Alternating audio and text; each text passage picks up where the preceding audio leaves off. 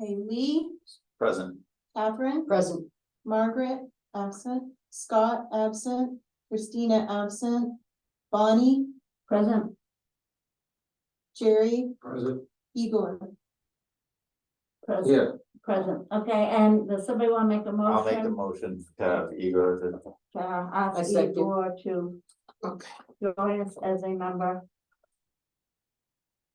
All right, and before we do anything else, let's take care of this. Sign Jerry's indicating we have already, I forgot what date it was, but we've already appointed him as a member. 16. The 16th, okay.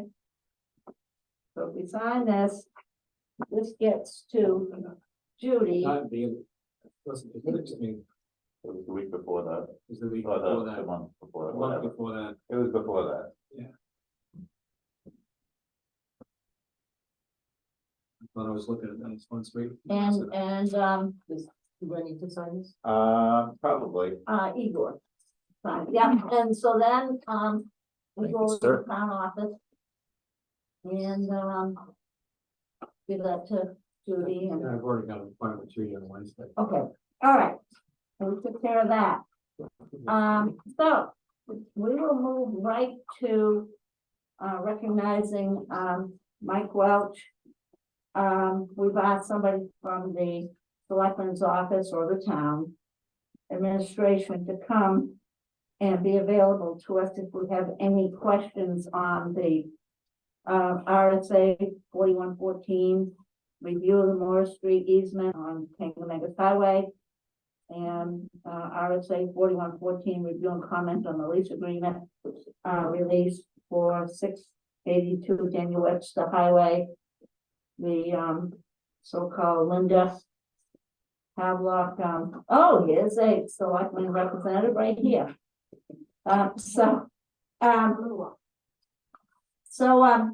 We just asked somebody from the selectman's office or the town maintenance department to be here, to be available to us to give a little explanation on these two, this lease agreement and this easement.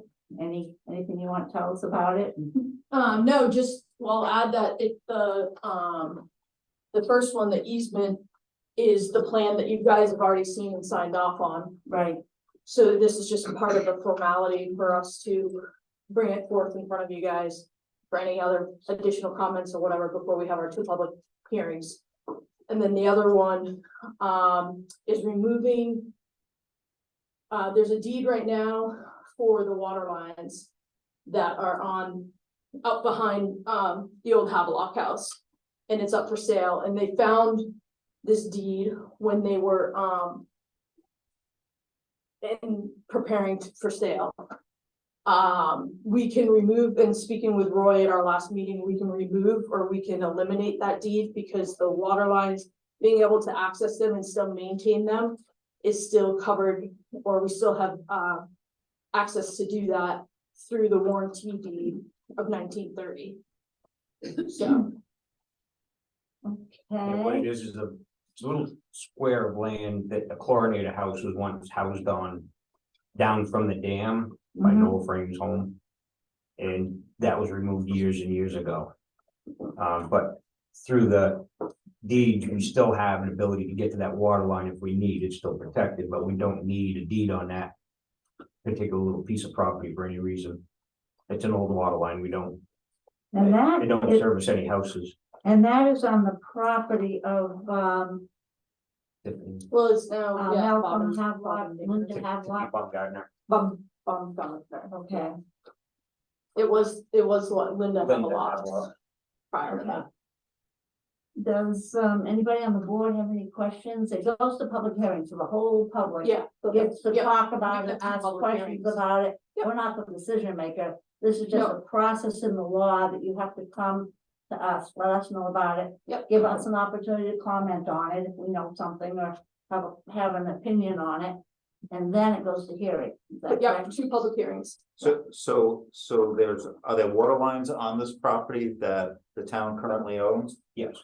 And we will still have access to We'll those still for have maintenance. That's to them, yeah. Okay.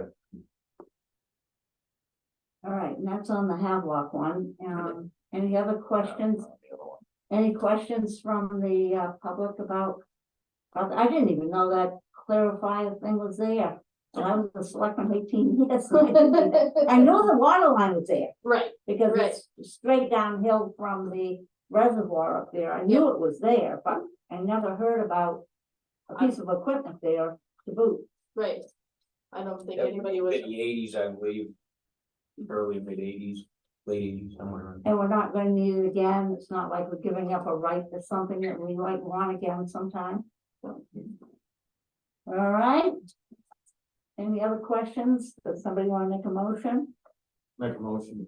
And we need to select. that we, myself we've as select- reviewed and commented on and approved, bringing the lease agreement release for 682 Dan Webster Highway forward to the selectmen for the hearing process, Yeah. something along those lines? I'll second that. Okay. You want to do the roll call? Okay. Okay, so Margaret. Absent, Lee, Yes. Catherine. Yes, Christina, Jerry, Yes, Bonnie, Yes. and Igor. Yes. Okay. All right, now the other one is the Winslow Sherman property, I'll make the motion that we've reviewed that. okay. And you're making a motion to approve it, to go Right. forward to the hearing process and so forth, I'll second that one. okay? Any questions from the audience on that? Any questions you want to ask the selectmen about it? Basically, the access to the parking lot. but it's Isn't it? for the water line. to fix that The water line. Yep. And the water line runs down that access into the parking lot It will go down. when you're done, okay? All right, want to call the vote? Lee, Yes. Catherine. yes. Jerry, Yes. Igor, Yes. Bonnie. Yes. All righty, well, thank you for coming, I just No problem. wanted somebody to be here just in case there was a question. My pleasure. All right, thank you. Anything else that you require? Hang around. Final time. Stay around, it's always the best place to be on Monday night. All right, I usually talk once a week. All right, well, thank you very much for coming. My pleasure. Thank Thank you. you all for what you do. Thank you. I'll sign in on my way up. All right, You don't have to run, Mike. I'll walk. approve the minutes of the September 11th meeting, is I'll make the motion to approve. there a second? Second. Any corrections, errors, or omissions? Oh, no. All right, roll call on that.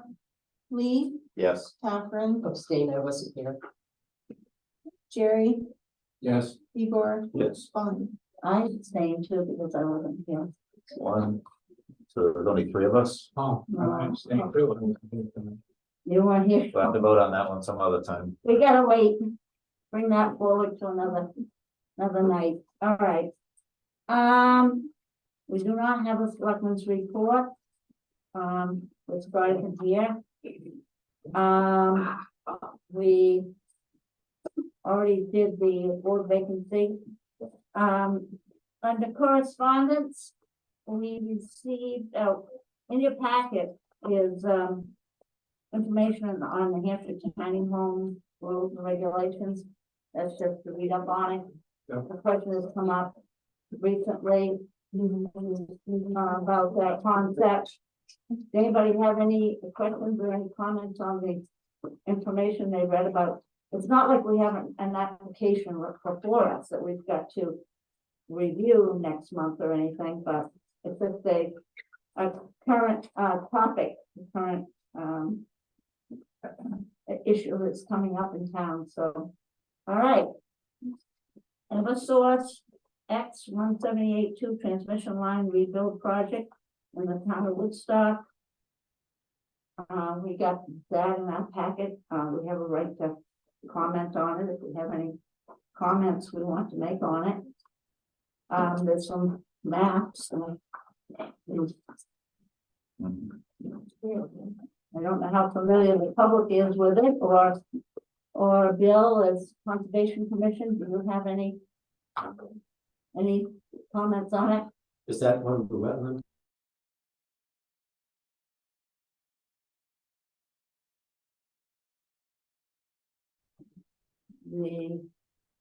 Where it is, right here, this is the description. We're reaching out on behalf of Eversource Energy for an upcoming transmission line rebuild project on X, the name of the line, crossing through portions of Woodstock, Lincoln, East, and Sugar Hill. Begins at the Woodstock substation in Woodstock, that must be the one on 175, and continues in a northerly direction for approximately 20 miles to the Streeter Pond Tap in Sugar Hill. Eversource is planning to replace existing wooden structures with weathered steel wood equivalent utility poles, including 38 utility poles in Woodstock. It requires access to each structure. Each structure is being replaced. Where access and work pads are proposed in wetlands, temporary timber matting will be used to minimize and prevent rutting and compactation within wetlands. Upon completion of the work, timber matting is removed. Impact areas will be stabilized with mulch. They're going to file a New Hampshire DES standard dredge and fill permit. They typically improve access roads and work paths by grading and adding stone. Upon completion of the work, upland gravel access roads are left in place in order to provide access to the poles in case of emergencies. Upland gravel work paths are typically reduced to a 30-foot by 60-foot work pad to allow for bucket trucks access. They're going to file an alteration of terrain permit for grading in the uplands. Pole heights will increase approximately 10-15 feet on average due to updated safety codes. After reviewing the town of Woodstock's floodplain management ordinance, we understand the project may be subject to permitting for proposed grading development and special flood hazard areas. We've attached the preliminary permit plan for your review. So it sounds like we can review it and have some comments if we So fit. they'll be filing a permit for a review by floodplain, for floodplain review, is that what I'm hearing? It looks like that. So once they do We that, have then we, attached Yeah. the preliminary. right, so they haven't done that They yet, haven't done it yet. yeah, so we don't have to worry about it till they do. So we'll just Yep. keep this on hold. Putting up running. Bristol, yeah, Hampton, Bristol, all that stuff, they're just working their way. Yeah. What's that? That's the second. Um, Approval letter from Healing Village, I think that was the last. okay, this one we also have under correspondence. This is not for peeling. This one, we also received a standard dredge and fill wetlands permit application for the peeling village project. And this is, we do not have a subdivision or anything on it, that's just notice that they filed with DEF for a wetlands permit. And we have a wetlands and non-site specific permit called the construction project Route 3 Woodstock. Expiration date August 15th, 2028. Based upon review of permit application, they hereby issue a wetlands and non-specific permit to validate this permit. Signature of the permittee and the contractor are required. Description: Dredge and fill 1,590 square feet within the bed and banks of the intermittent stream channel for construction of a mobile home park. Compensatory mitigation consists of a one-time payment of $97,493.76 into the mitigation fund within the Pemmican-Washakie River wetland account. And then there's a bunch of conditions here. Does anybody on the board, want me to read it into the record or want to read it themselves? Here's some of the specific conditions. All work shall be done in accordance with the plans prepared by Horizon Engineering on August 10th, 2023, and received by the DES. The permit is contingent on submittal of a check in the amount of the $97,493.76.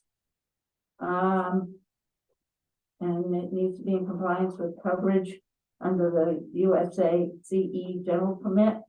Review of the mitigation payments or required mitigation is contingent on review by the Army Corps. The payment shall be received within 120 days of the approval. Work authorized under this approval shall commence upon getting a posted permit from DES. Projects in non-tidal wetlands shall submit a construction notice with the department at least 48 hours before commencing work. Fill shall be clean sand, gravel, rock, or other material that meets the project specifications for use and does not contain any materials that would contaminate surfaces or groundwater or adversely affect the ecosystem. Prevent the use of soil or seed stock containing nuisance or invasive species. Need to work with the best management practices for the control of invasive and noxious plant species. Person in charge of construction equipment shall inspect such equipment for leaking fuel, oil, hydraulics every day prior to entering surface waters or wetlands, or operating in areas where fluids could reach groundwater, surface water, wetlands. Repair any leaks prior to using the equipment. Maintain oil spill kits, diesel fuel spill kits, as applicable to the type of fuel they have it on hand at all times. Monitoring. There's a monitoring process. Connie, who's the regulator in this? It's the same answer. All right. So on and on it goes. Yep. And it's a bunch of general conditions. And so they just, this is notice to us. I mean, we don't enforce this. We don't regulate this. This is a state, the state project. But at any rate, we received it. Bill? So Bonnie, on that one, the square footage impacted is stated for the compensatory mitigation. Right. The other two, is there anything about mitigation or the square feet being The other- impacted Two projects. that you had there? Not in these documents, ago.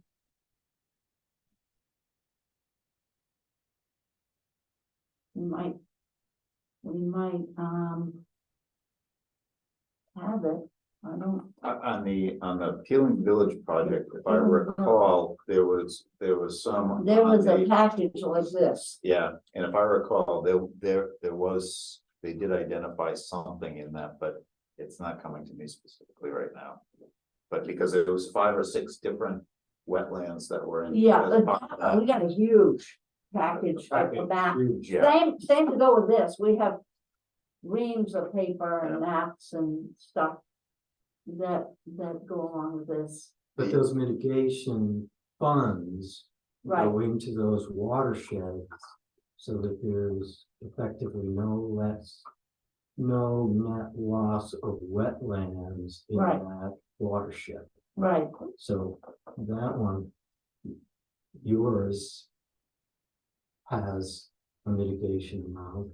right. The other two, they said dredging fill as well. I was wondering, I don't think, that's a, well, we can find out. We'll Well, write that down. I think peeling I had, think, yeah, and then, peeling had an amount in theirs also. yeah, I feel that they did, but and the transmission line's new, I mean, that's. The transmission, yeah, we haven't, Yeah. I'm pretty sure in the peeling one there is, because I know the watershed, the Gordon Brook and the Oaks Pond and all that business, I think. There was an amount in that one, we can get it for you, I'm just or you can curious. come to the office and look, we just don't have that. We don't have that application before us. Right here with us, but we'll find out. And I think they had to pay mitigation also. You remember that? I don't recall Yeah. that at all. I just Okay. remember that I was surprised because it was 5 wetlands or something to that effect in that application. You know, it was a relatively small parcel. All right, we'll find out. We'll get your answers. But, you know, this is a state function and they oversee it and they determine those numbers and they regulate this. It's just letting us know. And we, the Conservation Commission or planning board of selectmen, have a right to question things if they find anything they want to question. They can. But it's a state process. All right, are those all the other plans we got here? Eversource, the Healing Village, Devine. All right, we've done all the correspondence received. And the 2 issues brought before us by the Selectmen committee reports. Do we have any? I know Christina's been very busy. And I've been busy. We haven't made that much progress on our vision project yet. Margaret is working on the subdivision and Igor and Margaret and I went to the training up in and so did Jim Cheeseborough, went to the training up in Lancaster on the insurance. The floodplain insurance. We learned a lot. And the town there were like 8 people there and 5 were from Woodstock, so we became very informed about that whole process. And the idea is if we do certain things that people in the floodplain can get reduced insurance rates, we qualify for a better insurance rate for homeowners if we beef up our process a bit. Any other committee reports anybody has? We are going to have to work pretty diligently on our subdivision rewrite. We're going to have to, now that fall has come, get together on that project, as well as finish up the flood insurance project. So we got work to do now that summer's over. And we have all the subcommittees formed, but we'll just have to all try to get working again. We went on the excavation site visits on October 11th. We got to see, we went to the east side, west side of Calder's. We went to not Potato Hill, Cons, and something leasing Cons project.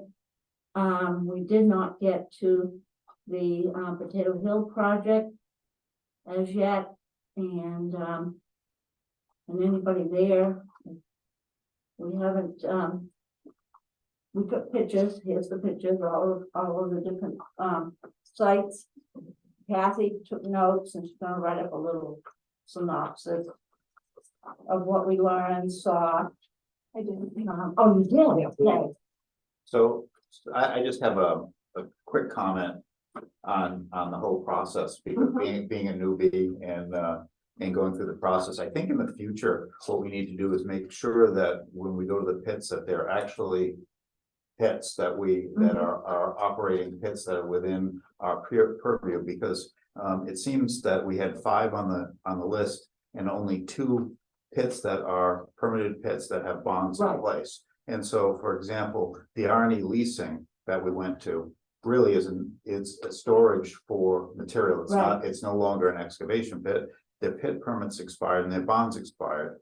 The Potato Hill pit, again, it's the same issue. The east side and west side are valid permitted pits with valid bonds. None of the others are. So in an effort to save us time and effort and be where we are legally supposed to be doing our job, it seems to me that those would be the only 2 pits that the town of Woodstock currently has. At the moment, yeah. Yeah, until, And the only thing you'd be looking at would be, if any restoration was in order, because when a pit ceases for lack of. their bonds should not have permit. been allowed to expire, and that's something, we can't allow these bonds to No. expire. No, You know, in the event that we see a bond coming up to be due, prior to it being due, we need to make sure that it is continued, right, because otherwise we have nothing. right, And in the case where the pit permit has expired and now the bond has expired, you know, all we can do is declare it abandoned, and I don't think we want to do that at this moment. at this moment. Correct. Cons intend to file another one in the spring, File another what? permit application. They would have to start at the beginning again, then, Yes. right? Yeah, there's no such thing as renewing a permit anymore. Just have to file a brand new one. Mhm. And ideally you keep it going continuously and you don't let it lapse. And while it's in the lapse period, the expired period, they certainly cannot do any excavating at all. Right.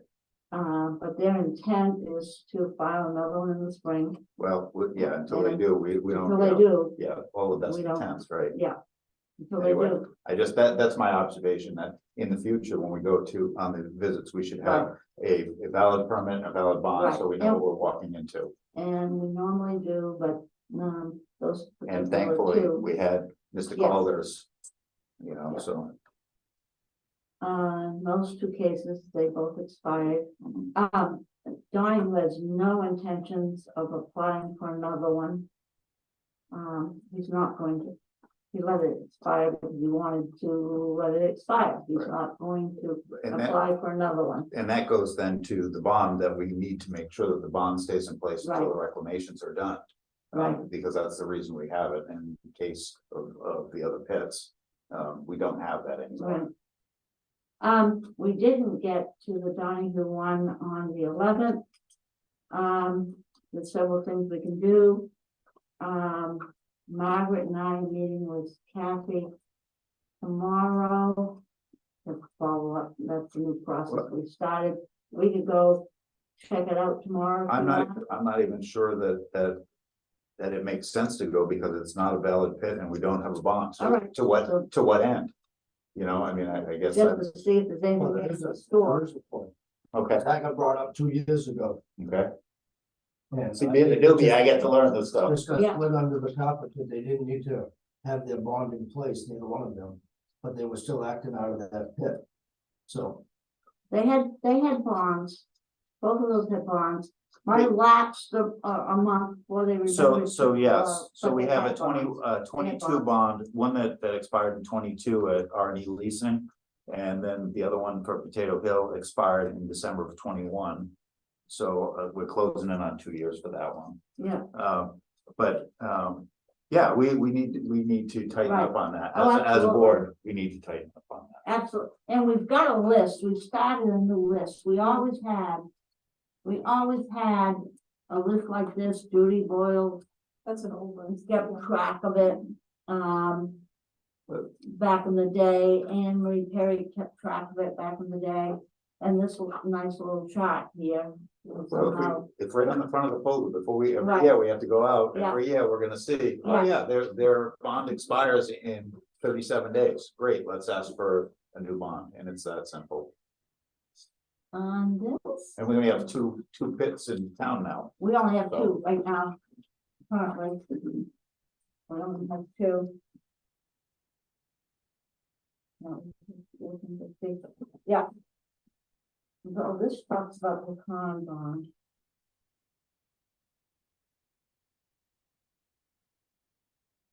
Mm.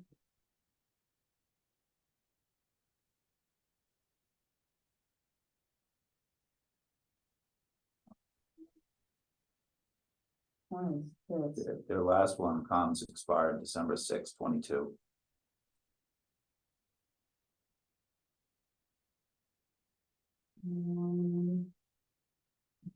Yeah, I don't see which one this is referring to.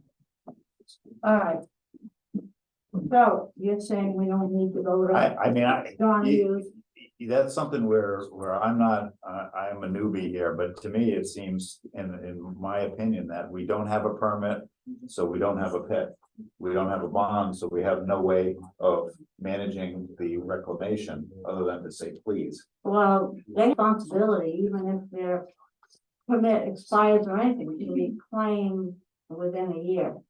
Been no reclamation. When a pit ceases to exist for any reason, they're in violation, they did something wrong, or they didn't apply for another bond, or they let it expire. That is a pit that you now are in a position to go out there and see if they need to restore something within a year of when their permit ceases, for whatever, or change hands even, or change ownership. I understand that, Yeah. but the problem that we have is because the bond expired, how are we gonna enforce that? By what means do you enforce that? You can, they're still responsible. How do you enforce, by what means? Well, it's not as easy, of course. Right, It's not as easy, but you do not lose your responsibility to restore a pit once it ceases, just because Reading- Let me, premium. reading- how the bond works then, because surely you don't know. Is once the bond is done and over with, you don't hold the bonding company accountable for restoration Exactly. of that. Or you will hold the landowner accountable for that. That's why you increase the bond. so from what I've read, and again, just reading, I'm learning curve steep here. Is that the only alternative that a town has would be to declare the pit abandoned and then begin a process of, Starting over. right, yeah, and starting right at the beginning. And so, Yes. and that's not this board's purview, if I'm understanding it, that's the purview of the Board of Selectmen, because it has to do with taxation and taking it over. We learn, remember, we tried to get out of that job by saying it would then become a selectman job. But the planning board is clearly the regulator of this issue, of every other issue that would happen. You know, So you what name do you anything think, else. I think- what is I the think- action that we so, need to do? to make it happen? I'm not sure, and I think that it's something that we really do need to Exactly. quickly ask Exactly. the council, because I think what happens after this, according to what I've read in here, and if I Yeah. understand it correctly, is once it becomes abandoned, then the process becomes a takeover for taxes.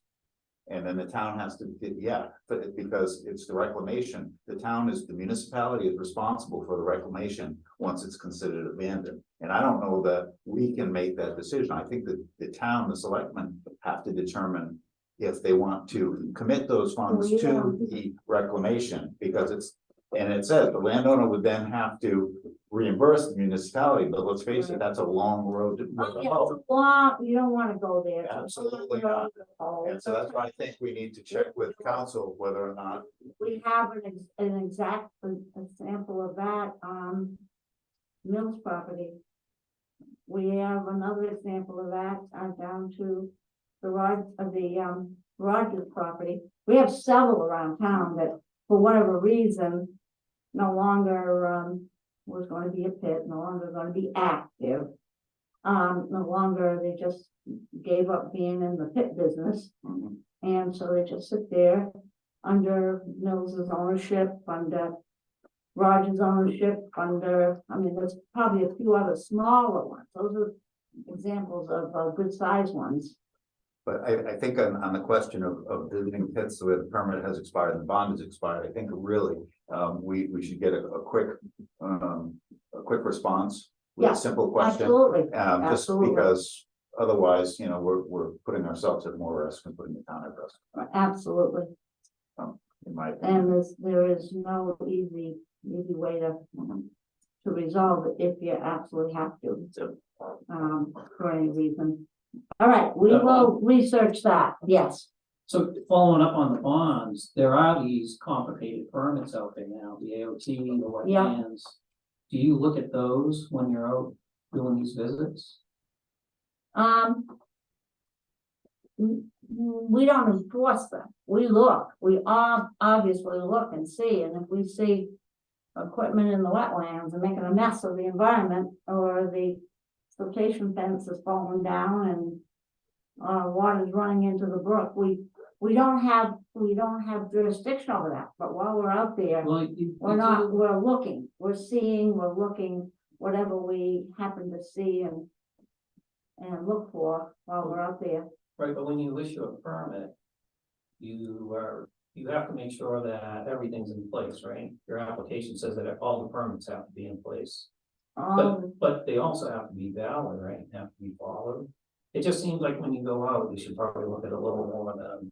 We don't have jurisdiction over the state of New Hampshire regulations. No, We but don't. you have to make sure that they have. We might see something that we pass along, we Right. could, if we, Are you asking if we see if the permits are in place? Yeah, I don't understand your just- question. Yeah, just make sure that they're still in place, they didn't, like the DES didn't go in and find a problem with wetlands permit and pull it.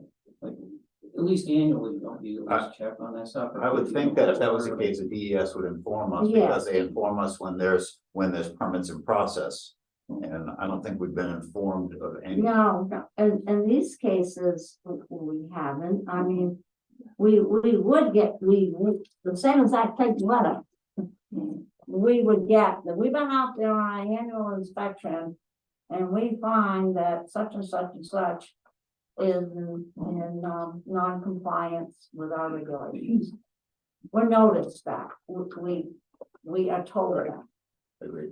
But it's up to them, the state of New Hampshire, to get back into compliance, not us. We only enforce our regulation, which is the town regulation. We do not enforce the state regulation. Those inspectors come out and enforce that if they have to, but we don't have jurisdiction to enforce the lack of a wetlands permit or something. Do you ask if there's any local, town, state, federal inspections in the meantime during the year, Ask whom? the owners? So as an example, MSHA was out there earlier this year. Who, please? MSHA, the mining. Okay, yep. Oh, where? At the east and the west pits. Okay, And they found some violations and they issued fines, fees. So like when you go out on the pits, do you hear about that when you're out there? We I don't, didn't, no, we don't necessarily hear about that or are looking for that. Obviously, if we saw something like a real big, an impact on, oh my gosh, look at this. We might, we might call the state and come down real lately, because I think we see something that maybe is under your jurisdiction, not ours, but we don't regulate it. It would have to be something major that we saw that we would not read their permit and try to look and enforce the siltation fence and the this, that, and the other. We don't, we go there with our eyes and our regulation and looking from our perspective. Right, but we're hoping that you're making sure that they keep these places running safe under their town excavation permit. Looking at it, so again, I'm the new guy on the block, I'm trying to learn a whole bunch, but reading our excavation, permit requirements, it seems that they're, you know, fairly simple. And, you know, obviously the state, the DES has much more sophisticated, rules for the wetlands and this and that.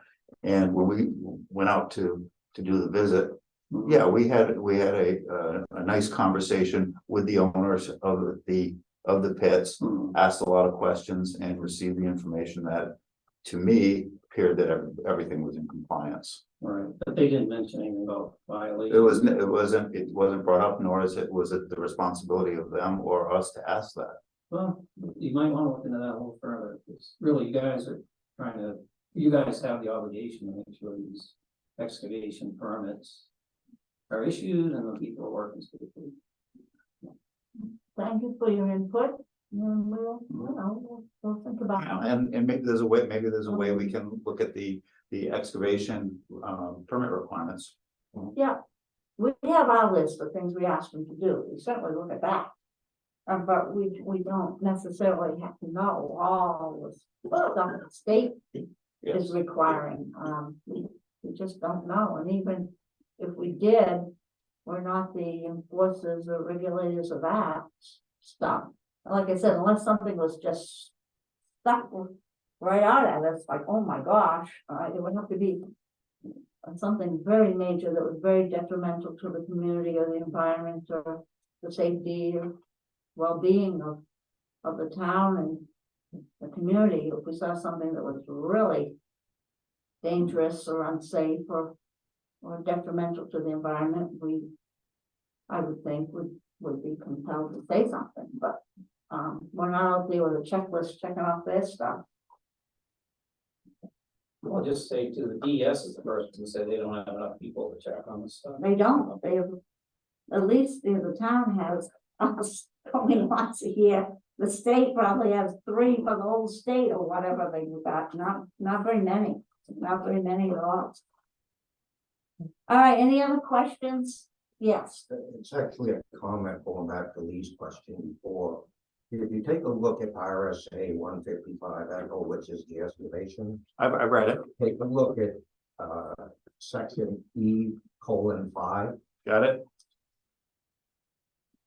And that is when either the permit's revoked or the pit's abandoned or whatever, it states the timeline that they have to reclaim. Oh, you're going back to on the On your previous the question. Donahue and the Con Pit, right? And then you ask, how do you get the enforcement authority? Go to Okay. section E:10. Yep, E10. And that brings you over to RSA 676:15. And there's an Hold on. accompanying document that the New Hampshire Municipal Association, which Bonnie is associated with, is kind of a how-to of how to deal with RSA 155E. Yeah, you said to 670. 676:15. And that's what's spelled out in section E10.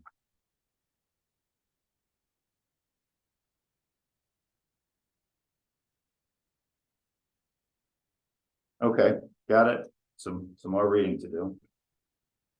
So even though you feel that you don't have any horsepower over the enforcement because there's no bond or whatever, you really do. And going back now to the next comment is, we finally identified the board here as the official regulator for reclamation permits in the state of New Hampshire. right, One of the requirements prior to issuing a permit is all necessary applications have to be on file before granting a permit. So if I need a wetlands permit, an alteration of terrain permit, something from the Fish and Game Department, EPA, whatever, all of those are supposed to be issued to this committee or board prior to you sending out a notice that you're gonna have a public hearing.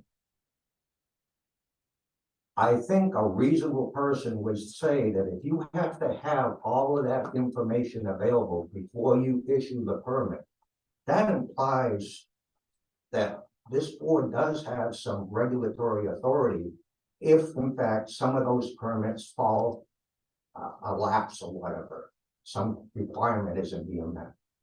You went out on the pit permit, things like silt barriers. Were the silt barriers in place? Were they overloaded?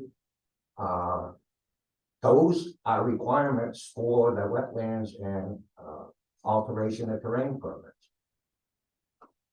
If you see that and you don't act upon it, are you really doing your job as the regulator? Because the condition of that permit is no longer being met or is not being met as it was intended, and you're not taking any action on it, I would think that would put you in some sort of legal situation here for the town.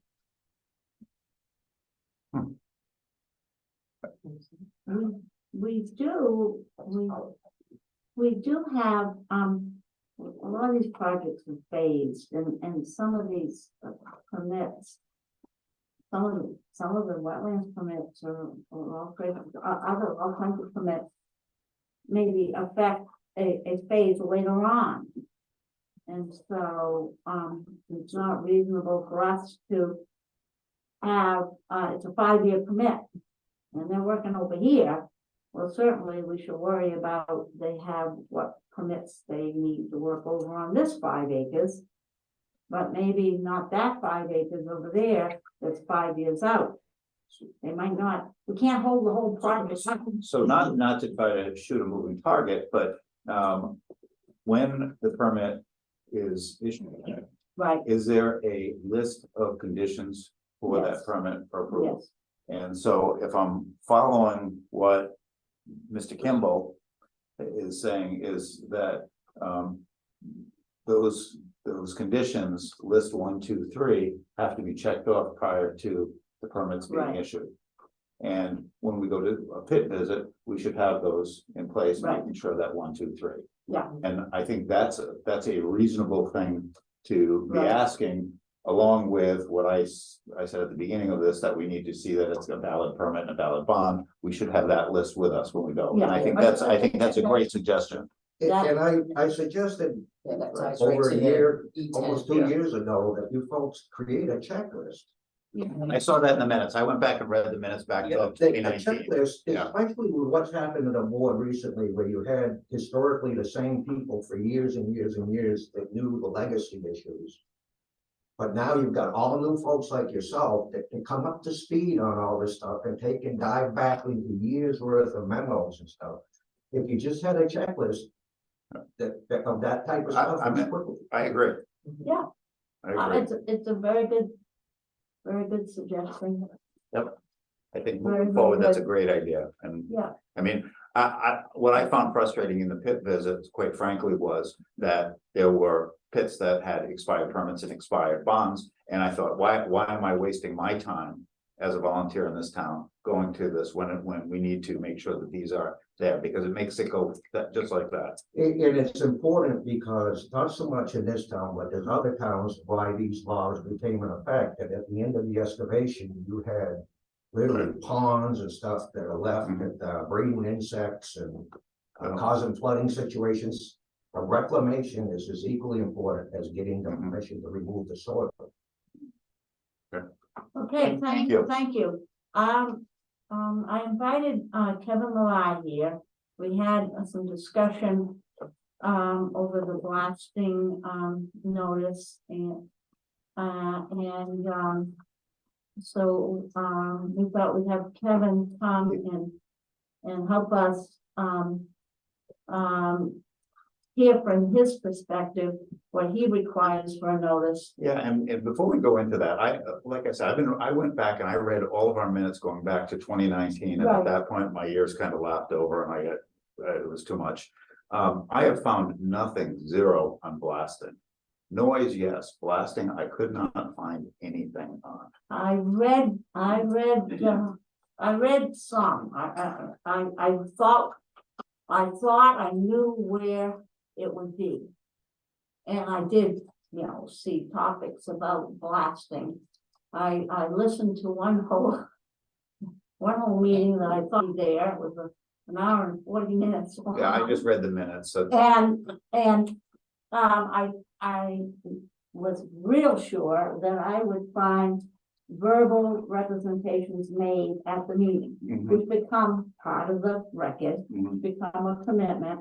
I thought I was gonna find it in that lengthy meeting, and I saw references to blasting, but I didn't hear a thing that said 1 week's notice or what. I did not see a time frame. I read a letter that I was asked to write to Rex, because he wanted clarification on Rex and Sherry on what Said in is November. required. It was in November. Yep. In there, I did not put in there 1 week, 5 days, 2 months, nothing, no specific number. I couldn't find it. I really truly believe that at one meeting, Rex, voluntarily in the audience agreed to some reasonable point of time. So I haven't found it in the record, and it may not be there. And so one thought was, well, let's discuss, because we have neighbors with concerns. Let's try to come up with something reasonable, Well, so. whatever that happens to be. After the pit visits, I went and I visited a pit in Campton that is similar to the west side pit where it's alleged that's being.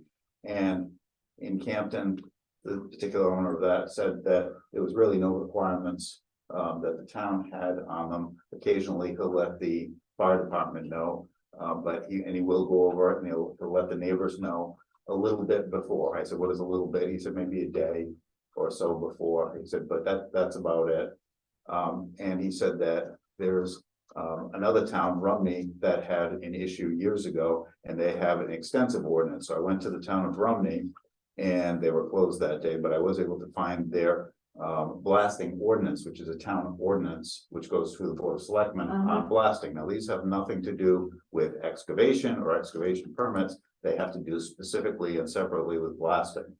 And so that's how those two towns handle it. It's just different. One is, neighborly. I'm going to do the other one was they had an issue, and it's I find the Romney one to be exhaustive in that it's just, it just seems like it's over the top, but that's my opinion. Yeah, I did not find. And so, yeah, as I looked at ours, evidence I could not find any. I did not put my finger on what we really 1000% intended when the discussion was before us, when the permit was approved. I did not see anything that nailed it down to 1 week, 2 days, and so this last time that it happened, the only notice I saw was a 2-month notice that was handed to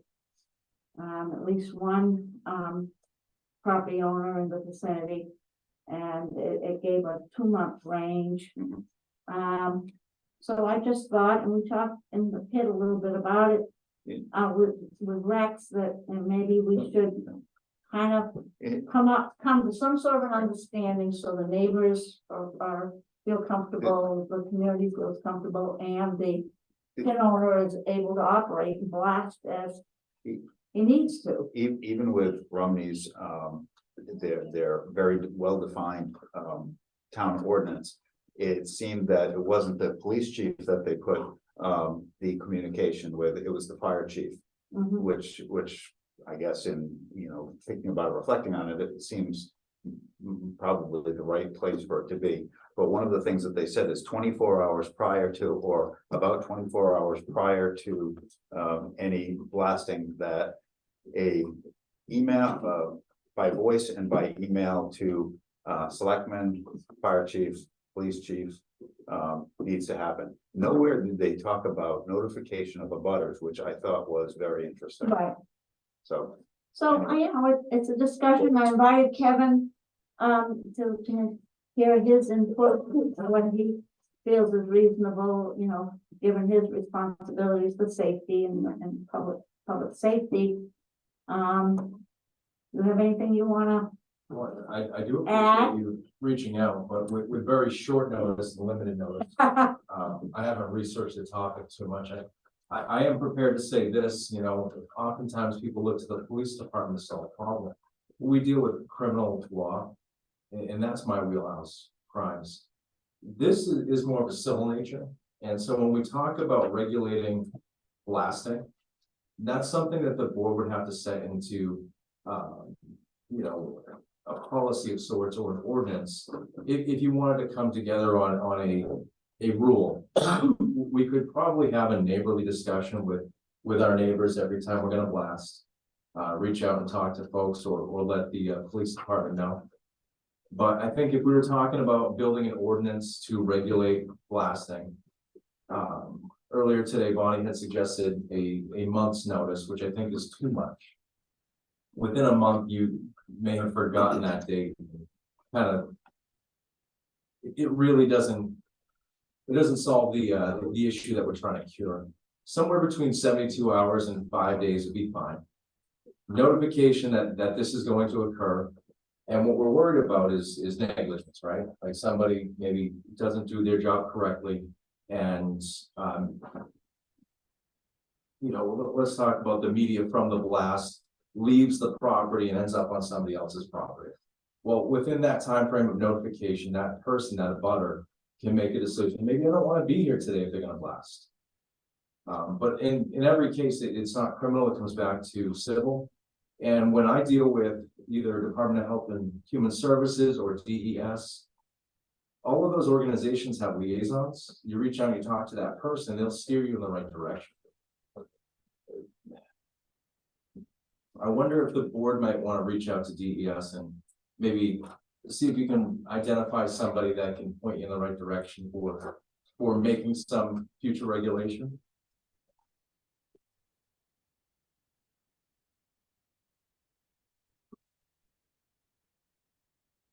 Does anybody have any questions? I do- for Kevin?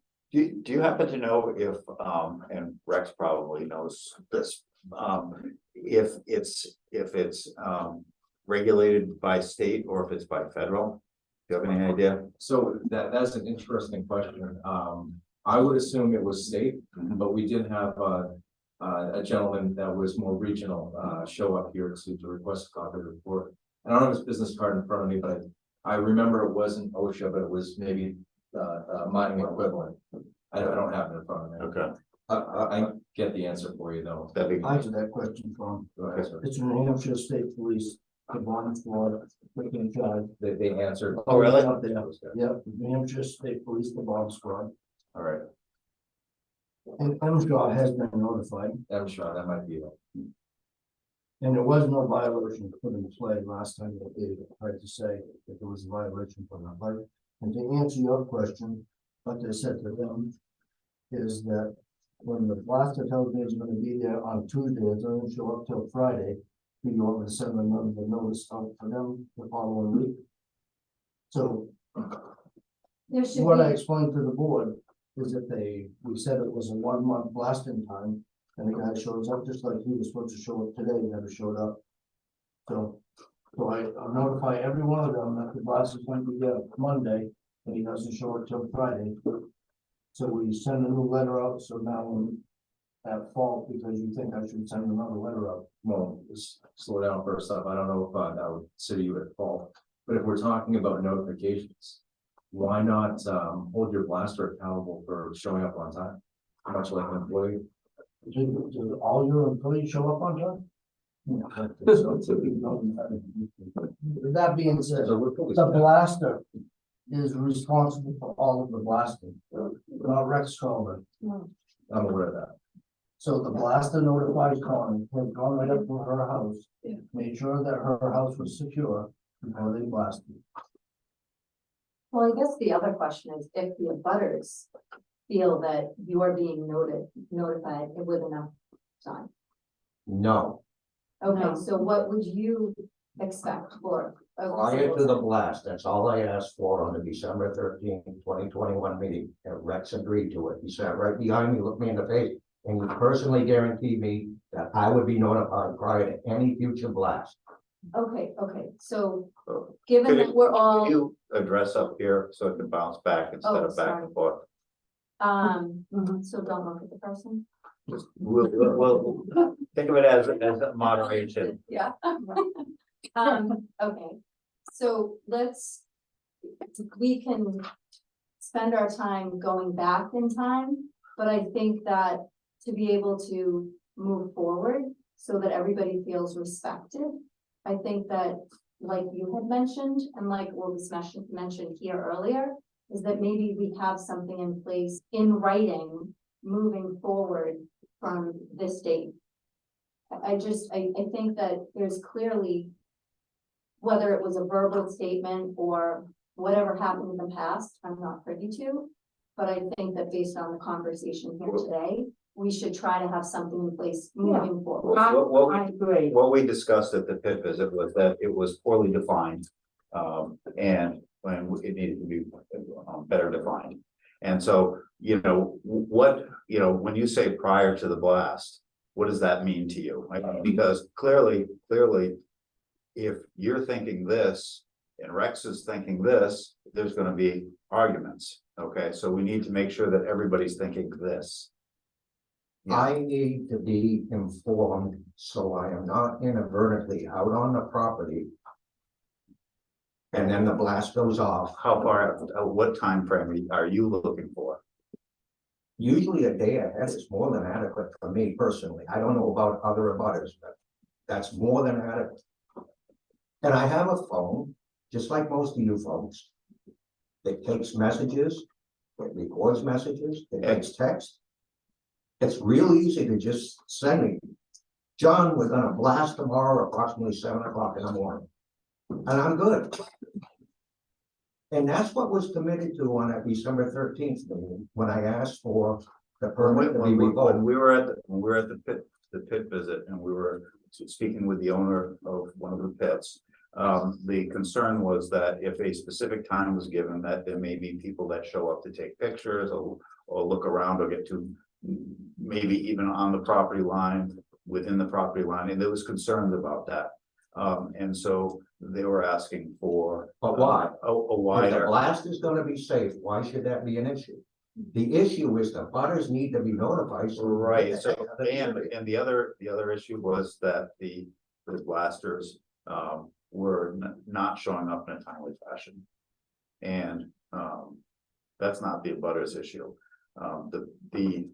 The main thing is, how do we get there? If 24 hours is enough notice, can you do 24 hours? No, it would be up to the blast line, yeah. Yeah, so. Yeah. I don't know how to get rid of that. Beep. So we have to, then it becomes, Airplane mode. I got it. then it becomes up to the blaster then? Does To the me, bla- that makes sense. That makes sense. The blaster knows So- best when to go So, blast. so then notification becomes, how do they notify and how do they prove that they've notified? Because they could say, I tried to call Mr. Kimball, Mr. Kimball was unavailable, I was not able to get to him. XYZ, without sending certified letters and this and that. What's the easiest way to make sure that the blaster knows and you know that you all tried to get together? Again, I could speak for myself, but Mhm. not the other abutters. You'd have to have consensus amongst them. Well, if I may, we are in the 21st century. Yeah. You have email, you have voicemail, Yeah. you have text message, all those are easily So- traceable. So Romney requires a voice message and an email, both. Yeah.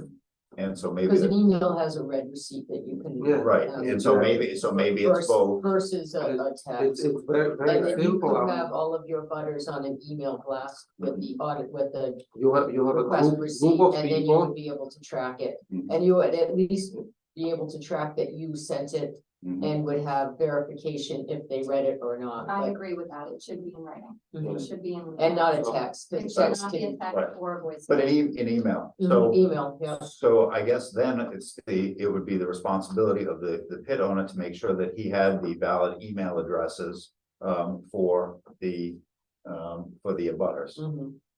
And that's part of our contact information in the world we live, I suppose. Well, there can be a test sent out to Yeah. every abutter Yeah, that needs to reply that they've received, they're in receipt of that email.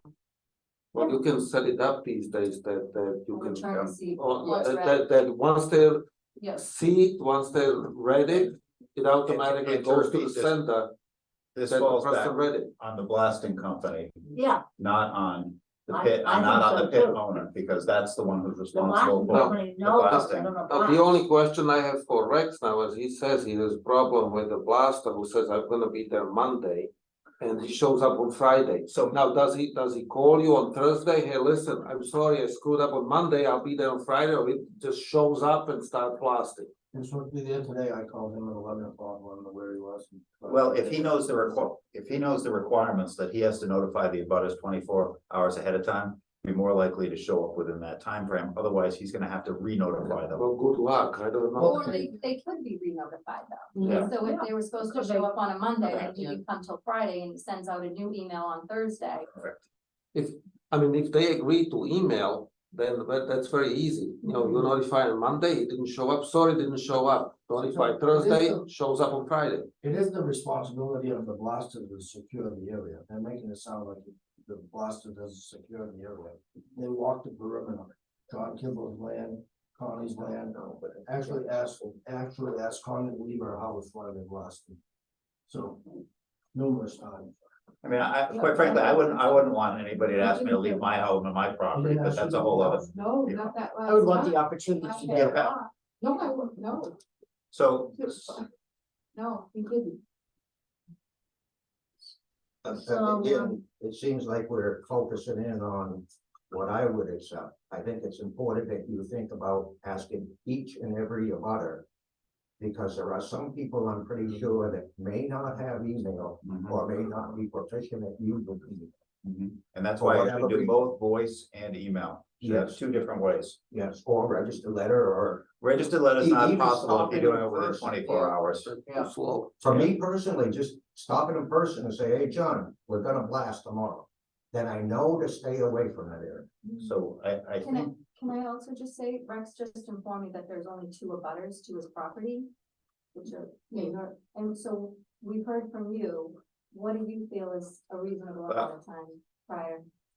If he said he came to the door, but I didn't see him at the door, Okay, and I had to go to Plymouth. And when I got back, it was dark, so I couldn't see the damage that was done. But the next morning I did. so what would you want the- though, would an email 24 hours in advance be Yeah. available by you as well? Yeah, and to Okay. know if he's So we- gonna we do need it, to- and when, or if he's not gonna show up, we need to make sure this is more universal than because just, I got a cat. this particular incident. We need to go back and review this and the comments and then make an action in a subsequent meeting. yeah, we've received a lot of input, Yeah, I think that it's been very good and we have, and we need to consider, and what- digest it a little bit. digest it and what regulation we're gonna put in place. Is there anybody else that wants to comment on what you think a good plan would be? I'd like to go back to address, from Chief Millar's perspective and some of the other questions that I heard in here. RSA chapter 158 deals with explosive and explosive substances. And that basically, you had the question about the federal jurisdiction versus, New Hampshire. In New Hampshire, it is spelled out that it's the, That's not bomb enough. squad. Yep, that's not under the planning board stuff though, No, but I'm just saying Right. where the information is. right? Okay, now with that particular RSA, there's a state of New Hampshire. Document that the municipality. Drilling and blasting activities that are towns just like yours. Have already answered these questions, and Bonnie has access to it. And in addition, the state of New Hampshire has followed through on that RSA 158 with what's called the New Hampshire Code Admin .R.SAF -C -1671607.04. And that spells out the 24-hour notice that has to be given to the police chief or the local fire chief. Okay, so that's By, does it say by the blaster? I mean, it just says the licensee shall report to the director within loss of theft at least 24 hours, the individual who is responsible for the overall blasting operation. right, so the blasting should be the police and or the fire chief. It sounds like. I'd have to review that. That's what, yeah, that's. Yeah, those references, Jerry was asking if you could provide us with the references to the places. What you're reading? Yeah, I can give you a copy. Okay. You can make copies. I don't have Yeah. that. All right, But the other thing that I wanted to point out here for the duties of certain officials, which is section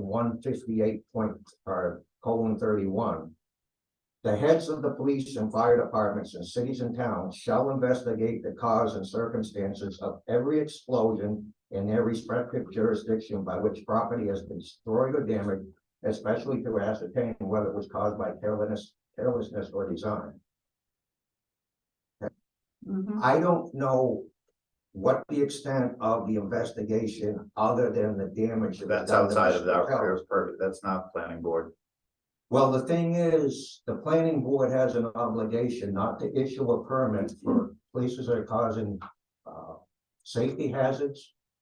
If they're creating nuisances, or they're creating hazards on public roadways. If there was an investigation by the police and there was a problem with the permitting of the pit, because of that, I'm sure that the police would bring it forward if it was a planning board issue. What you're talking about right now is an RSA that's about blasting in somebody's home getting damaged in an investigation by a police department. That's well outside of us. That's not us. See, I respectfully disagree when you go back to the RSA 155E about what is prohibited for issuing a permit. Okay, so when you read the issuance of the permit, You go down to section E:4. yeah, that's up for as far the way I read that, and it's just the way I read it, is that all of what you're reading there has to do with towns that have zoning. We don't have zoning.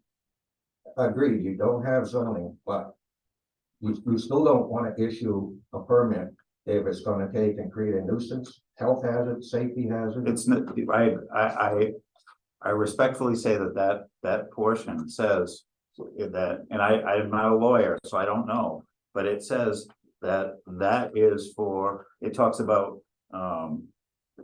having the ZBA granting special exceptions in the Senate. We don't have any of that. We don't have zoning. John, it would be nice if you could provide us with copies of what you're reading. I will. This way we can all do a little heads up before we come to a meeting and fully understand and And, read.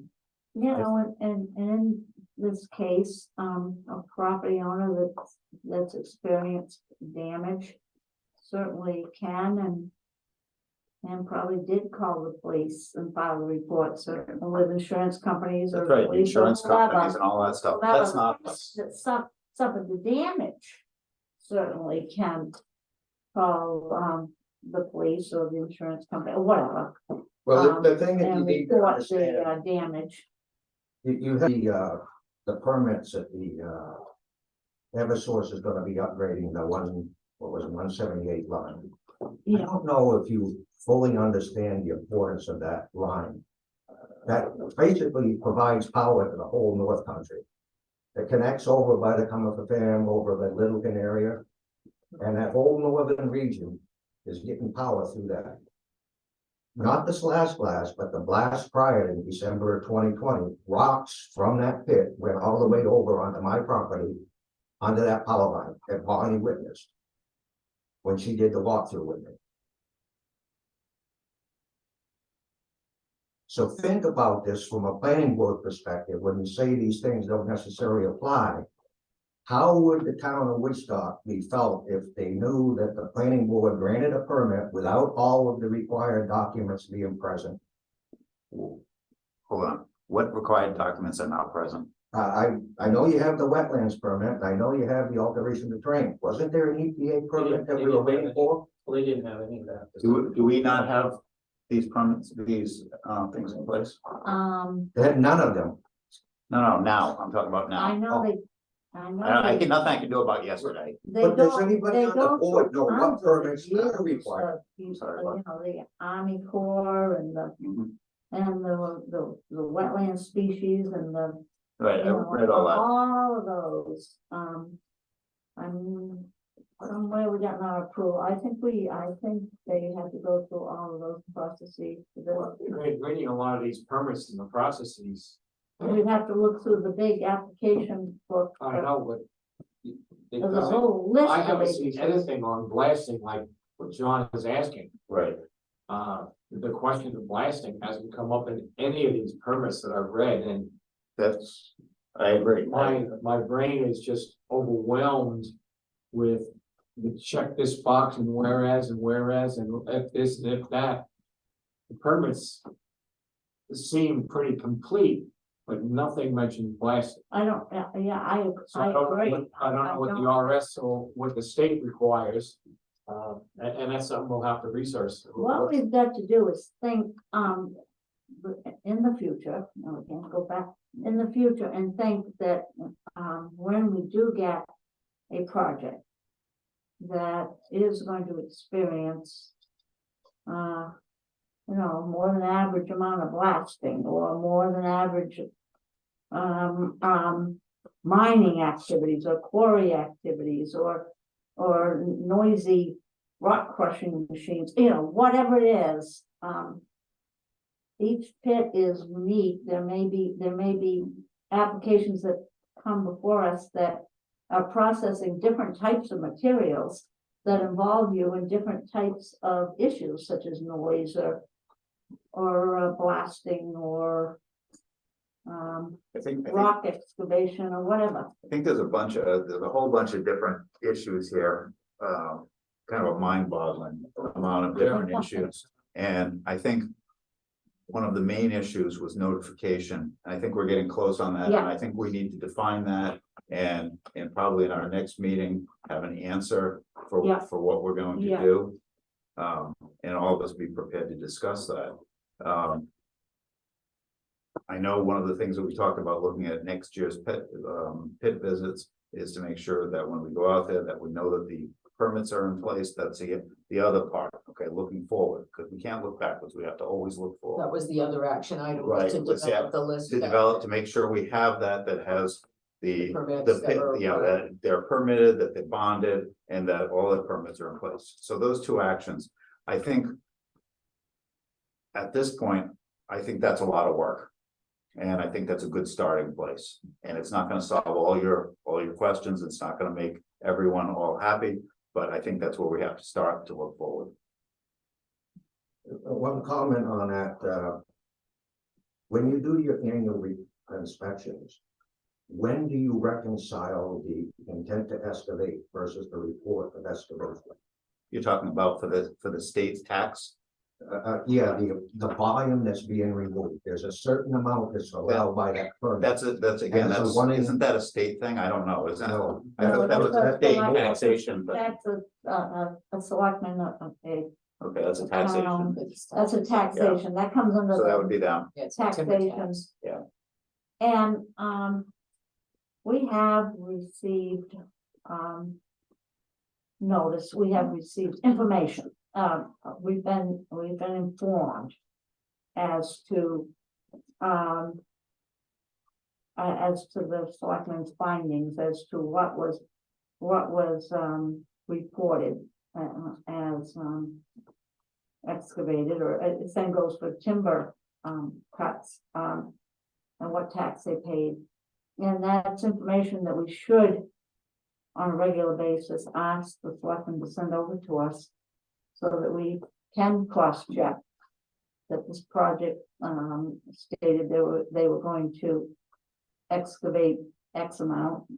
Well, did they pay tax on X amount or a lesser amount than X? But again, I don't. But it's not our job. Right, and Not our so, job. so we have enough That would of our just- stuff that's our job. That would be. We don't just need to do somebody information. else's. Yeah, it's not our job to do it. It would No, just be I'm good with information. I'm good with starting with those All right. two items. Bonnie, one other item with the butters, there are other butters. There's Mike Donahue, June. Yes, there are others. There's more than just the two. There's a little house right on Route 3 to the south. They're all listed on the application. There's, There's the house across the Donahue's street, Junior and, because the streets don't stop in the butters list. You have to and, notify. there's National Forest probably, all along the back. There are more than two. We have I'm one to, of yeah, two. we have to work on that in a universal sense. And then Chief, do you stop the traffic on the road during the blast, or does the flaggers or blasting company? Or? We haven't been notified of that in the last thing. There was a period where Mr. Kohler was coming by and notifying us in person or making notifications to dispatch. But I haven't been aware of blasting recently. But I'm just wondering during blasting. As a regular practice now. No, because I think that used to happen in the past. They used to Yeah, stop. I think so too. And you can see how far a rock can go now, so. And so would you like to be, noticed on the notice list, As far as what? chief? As Notification to- of blasting? Yeah. Always, please. Okay, I would say fire chief too. the fire chief, any? Yep. Does the selectmen need notice? Oh, the town hall, absolutely. Town yes. hall, Because if somebody calls, what was that loud bang? okay. Yes. So we're gonna work on that. The next meeting, we're gonna adopt a plan. That we feel is reasonable and, give folks notice. All right, we have a few more things Thank here. you. Thank you. Yeah. I alluded to the subdivision regulations, what to do on that, and we probably aren't gonna make much progress on it tonight at this hour, so we'll bring that forward to the next meeting. The town report needs to be into the town office in January. We have plenty of time. We do need to finalize our budget. And we had some discussion on it last time.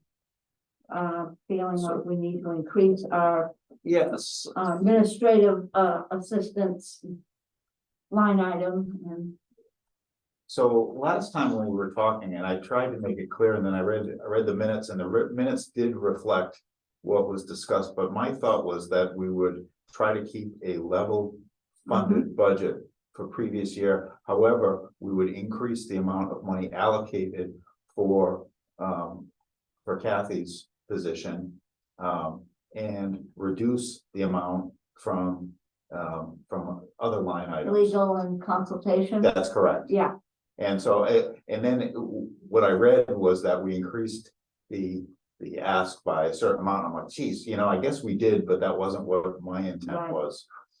what we've always done in the past is try to live within the budget we have and reallocate things. And at one point, we added a line item for consultation, thinking we might, because the ordinance says we can hire a consultant if we need it. And legal, in case we need it. So we moved about $5,000 around to different categories as we felt the need. And we haven't used the consultation and And the, Scott was very clear that as long as we kept, $1 or whatever Right. in the line budget, that if needed be. Yeah. We could approach the selectmen over that. He was very clear. well, it's the same with any budget. It's bottom line. If you move things around in the budget, you try not to, but Yeah, we wanted to reflect reality.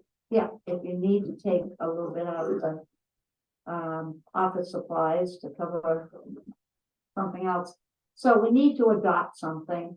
So I guess I'm hearing stay within the bottom line that we Right. are used to and reallocate That's what I'd like to see. I'm only maybe one. $1,000 out of the legal and 1,000 out of the consultation, add it to support staff budget, knowing that, you know, as need arises, it might not come out, it might be over one a little bit, and as long as you live within the bottom line budget.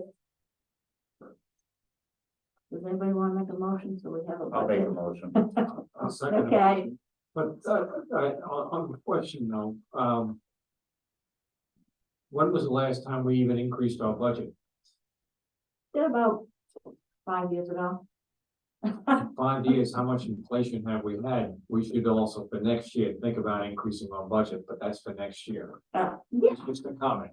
like, we increased it when the volunteerism wasn't 1,000% working. We had, you know, one of us being the secretary, and oh boy, we needed some professional support staff to get the minutes out, the notices out to abutters. That's when we increased the budget by about 5,000. We need to look at it for next year. Yeah. But I'll second the motion. All right. So we want to vote on that? Lee, Yes. Catherine? Yes. Jerry, Yes. Bonnie, Yes. Igor. Yes. Okay, we'll get that to the selectmen. And there's a line item here, fillable elevation certificates and non-residential dry roofing certificates and so forth are uploaded and they are available. Those are, the tools or documents that are gonna assist with the building inspector and the selectmen. And in particular with the floodplain and so forth, there are some forms that provide more information to the town when a project is happening in the floodplain. It's more or less they're gonna be on the website, so an applicant can find them and fill them out. Doesn't necessarily come to us. It was Margaret that added that line item, and if she was here, she would give more detail, but you're gonna find on our website these kinds of forms that are going to aid in issuing building permits. And obviously, there's a lot of building going on and sometimes in floodplain or shoreline or whatever. So they're just for information and don't affect us unless it's a subdivision before us. Public participation, there's nobody attending, right? Kathy, No, it was just one participant, which is ourselves. okay? Before we get out of public participation, I would just request that, John supply us copies or get us copies of, all this information that he gave us on the RS codes and That'd be great. blasting and all this other stuff. That would be, it would cut our, I'll meet with you after this meeting so you can make a copy. All right, okay, Kathy can make one for us. thank you, John. All right, anybody in the audience? Bill? Yes. With the water main, and I should have brought it up earlier. Scott had mentioned that they were going to ask the engineers whether or not to do some soil sample drillings, given the liquid underground storage tank that was on the property. Yeah. Was there anything done about that? I know Scott said he was going to get right on it. I think that's it. That was a selectman thing also. That wasn't wasn't it? like anything. Yeah, He's so gonna he's be- the one that, the selectmen's meeting would be probably the best place to ask that.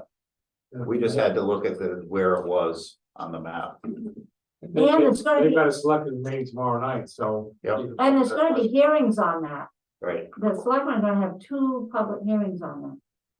So that's a good forum to bring that subject up at those hearings. But we'll warn them that, have you looked into it? We'll ask the selectmen if they've looked into it and anticipate those questions. because really coming the forward. easement, the way I think it's written is like that wide.